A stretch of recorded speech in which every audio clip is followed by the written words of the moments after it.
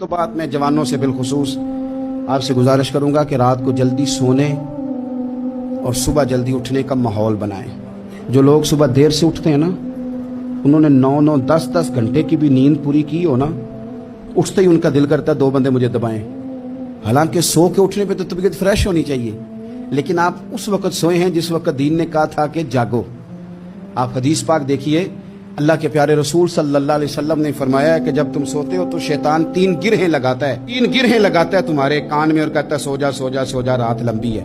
حضور فرماتے ہیں جب بندہ سویرے اٹھ کے اللہ کا ذکر کرتا ہے، چارپائی پہ اٹھا، اس نے اٹھنے کی دعا پڑھ لیا، الحمدللہ کہہ لیا، اللہ اکبر کہہ لیا، یا اللہ تیرا شکر ہے، اپنے لہجے میں کسی طرح اللہ کا ذکر کر لیا۔ جب وہ رب کا ذکر کرتا ہے تو شیطان کی پہلی گرہ کھل جاتی ہے، اور جب وہ وضو کرتا ہے تو دوسری کھل جاتی ہے، اور جب نماز پڑھتا ہے تو شیطان ویسے ہی دور ہو جاتا ہے۔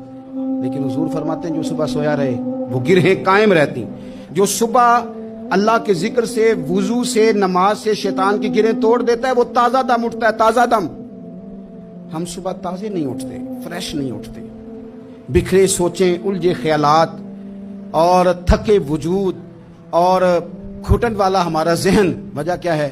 وجہ میرے عزیز صرف اتنی ہے کہ ہم رات کو دیر تک جاگتے ہیں، صبح دیر تک سوتے ہیں۔